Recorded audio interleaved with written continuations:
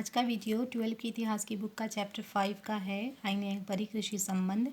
इस चैप्टर में हमने देखा कि आईन अकबरी जो अबुल फजल के द्वारा लिखा गया अकबरकालीन ग्रंथ है, उसके आधार पर कृषि से जुड़ी हुई बातों को हमने इस चैप्टर में अध्ययन किया है और बहुत सारे वीडियोस चैप्टर के को स्टडी करने के दौरान अपलोड हो चुके हैं। एक वीडियो इससे पहले जो अपलोड हुआ वो इस चैप्टर का MCQ क्वेश्चन बेस्ड था। उसमें हमने बहुविकल्पीय प्रश्न को देख लिया था और आज का जो वीडियो है उसमें हम बात करेंगे फिल इन द ब्लैंक्स की। कुछ हम ट्रू फॉल्स देखेंगे और कुछ मैचिंग्स देखेंगे। तो चलिए बिना देर किए हुए वीडियो स्टार्ट करते हैं। और फिल इन द ब्लैंक्स का पहला क्वेश्चन है, महापंडित एवं त्रिपिटकाचार्य डैश को कहा जाता है। महापंडित एवं त्रिपिटकाचार्य डैश को कहा जाता है। इसका आंसर होगा राहुल संकृत्यायन। राहुल संकृत्यायन को महापिटक एवं महापंडित एवं त्रिपिटकाचार्य कहा जाता है। नेक्स्ट क्वेश्चन है, प्रथम श्रेणी की भूमि जिसमें हर वर्ष फसल ली जाती थी डैश कहलाती थी। प्रथम श्रेणी की भूमि जिसमें हर वर्ष फसल ली जाती थी डैश कहलाती थी। चूँकि इस चैप्टर में हमने कृषि संबंध को देखा और चैप्टर के अध्ययन के दौरान हमने देखा कि अकबरकालीन कृषि भूमि को सर्वेक्षण के बाद 4 भागों में बांटा गया था, जिसमें उनकी उपजाऊ क्षमता के आधार पर भूमि को कैटेगराइज किया गया था। तो यहाँ आपसे सवाल ये पूछा है कि प्रथम श्रेणी की जो भूमि थी जो बहुत ज़्यादा उपजाऊ थी, उस भूमि को क्या नाम दिया गया था या उस भूमि को क्या कहा जाता था। और आपका इस क्वेश्चन का आंसर होगा पोलज। उस भूमि को जिसमें हर वर्ष फसल दी जाती थी उसे पोलज कहा जाता था।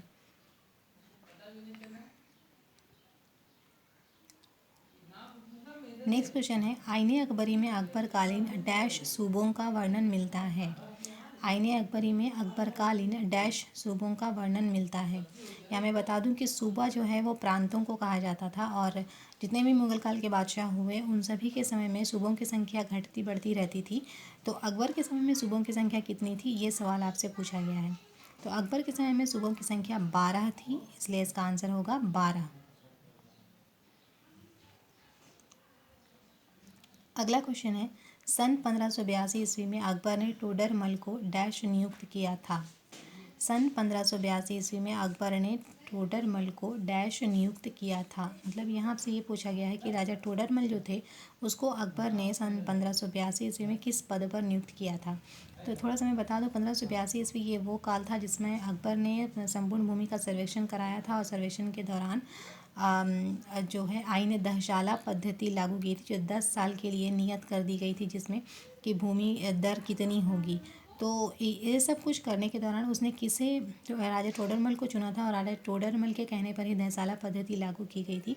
तो इस समय सवाल ये पूछा गया है कि अकबर ने टोडरमल को कौन सा पद दिया था। इसका आंसर होगा दीवाने अशरफ। अकबर ने राजा टोडरमल को दीवाने अशरफ का पद दिया था। अगला क्वेश्चन है, बाबर नामा ग्रंथ डैश ने लिखा था। बाबर नामा ग्रंथ डैश ने लिखा था। यह आपसे पूछा गया है बाबर नामा ग्रंथ किसने लिखा था। तो चूंकि बाबर नामा ग्रंथ जो है वो एक जीवनी थी, इसीलिए इसको बाबर ने स्वयं लिखा था।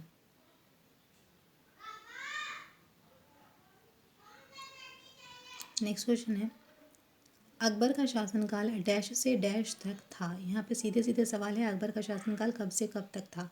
इसका आंसर होगा 1556 ईस्वी से लेकर 1605 ईस्वी तक। नेक्स्ट क्वेश्चन है, कुएं से सिंचाई हेतु डैश का उपयोग होता था।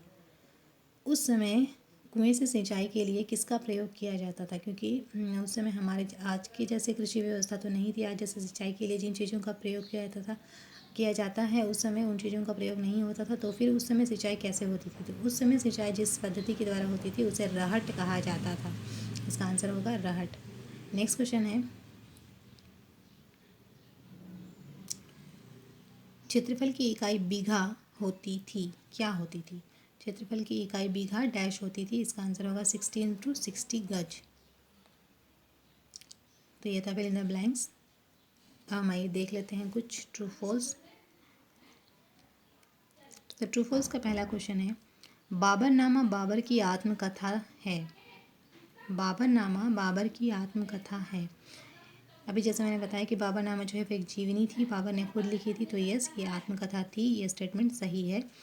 नेक्स्ट क्वेश्चन है, अकबरनामा अकबर की आत्मकथा थी। अकबरनामा अकबर की आत्मकथा थी, तो क्या अकबरनामा को अकबर ने खुद लिखा था? नहीं, अकबरनामा को अकबर ने नहीं लिखा था, इसलिए वो उसकी आत्मकथा नहीं थी, इसे अबुल फजल ने लिखा था, इसीलिए यह जो स्टेटमेंट है वो रॉन्ग होगा। नेक्स्ट क्वेश्चन है, अकबरनामा मूलतः फारसी भाषा में लिखा गया ग्रंथ है। अकबरनामा मूलतः फारसी भाषा में लिखा गया ग्रंथ है, ये स्टेटमेंट बिल्कुल करेक्ट है। अकबरनामा को अबुल फजल ने फारसी भाषा में लिखा था, बाद में इसका अंग्रेजी में और हिंदी में ट्रांसलेशन हुआ है। नेक्स्ट है, पोलज एवं परती भूमि से सामान्यतः उपज का 1/3 भाग वसूल किया जाता था। पोलज एवं परती भूमि या परौती भूमि से सामान्यतः उपज का 1/3 भाग वसूल किया जाता था, यह स्टेटमेंट करेक्ट है। नेक्स्ट है, अकबर के शासनकाल में अकाल तथा सूखा पड़ने के समय कृषकों को भूमि कर से छूट नहीं दी गई थी। अकबर के शासनकाल में अकाल या सूखा पड़ने के समय कृषकों को भूमि कर से छूट नहीं दी गई थी, ये स्टेटमेंट गलत है, क्योंकि अकबर अपने कृषकों के प्रति बहुत ही संवेदनशील था और अकाल या फिर सूखा पड़ने की स्थिति में उसने अपने कृषकों को भूमि कर में छूट दी थी। इसके अलावा उसने कृषकों को तकावी ऋण भी दिया था। नेक्स्ट क्वेश्चन है, अकबर ने हुक्के से तंबाकू पीकर देखी थी। अकबर ने हुक्के से तंबाकू पीकर देखी थी। जब हम लोग MCQ देख रहे थे उस समय हमने देखा था कि किस शासक ने तंबाकू का सबसे पहले सेवन किया था, तो उसमें हमने अकबर को सही आंसर के रूप में देखा था, तो इसलिए यहाँ भी ये स्टेटमेंट भी सही है, अकबर ने हुक्के से तंबाकू पीकर देखी थी। अगला क्वेश्चन है, सर्वोत्तम फसलों को जीन्स एक कामिल कहा जाता था। एक बार फिर से बोल रही हूँ, सर्वोत्तम फसलों को जीन्स एक कामिल कहा जाता था, ये आंसर सही है। यस, सर्वोत्तम फसलों को यानी अच्छी किस्म की उम्दा फसलों को जीन्स एक कामिल कहा जाता था। तो ये हो गया ट्रू फॉल्स। आइए अब हम लोग मैचिंग पे बात करते हैं। मैचिंग में एक तरफ कुछ ग्रंथों के नाम हैं और दूसरी तरफ उनको लिखने वाले रचयिता के नाम हैं। आपको ग्रंथों के नाम से उनके रचयिता को यानी कि उनके लिखने वाले को मैच करना है और इसको बहुत ध्यान से देखना है, याद हमेशा के लिए रखना है। पहला जो क्वेश्चन है वो है तबकात ए अकबरी। तबकात ए अकबरी ये ग्रंथ किसने लिखा? और इधर ऑप्शन दिए हुए हैं जहांगीर, निज़ामुद्दीन अहमद, मोहम्मद कासिम फरिश्ता और अब्दुल कादिर बदायूनी। तो इसका जो सही आंसर है वो है तबकात अकबरी, निज़ामुद्दीन अहमद ने लिखा है। अगला क्वेश्चन है, तारीख़ ए फ़रिश्ता किसने लिखा? तारीख़ ए फ़रिश्ता किसने लिखा?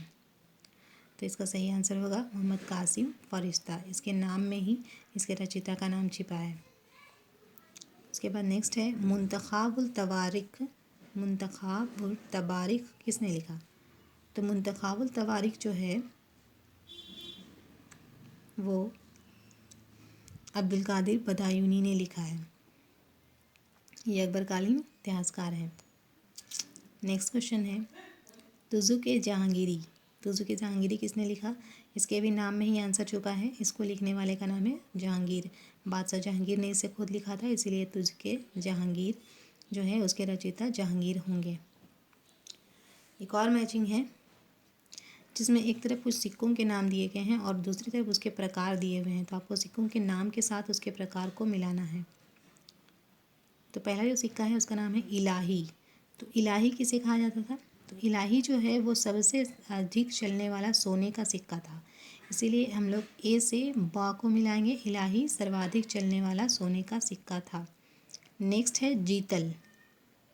जीतल जो है वो तांबे का सबसे छोटा सिक्का था, इसीलिए ऑप्शन 2 को हम लोग बा से मिलाएंगे, सा से मिलाएंगे, तांबे का सबसे छोटा सिक्का।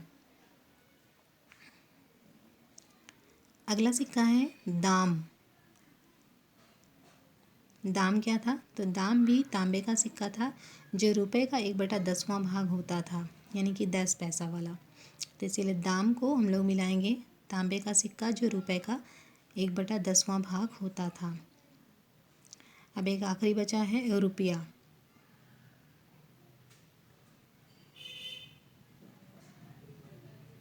रुपया का ऑप्शन एक ही बचा हुआ, यह चांदी का सिक्का था।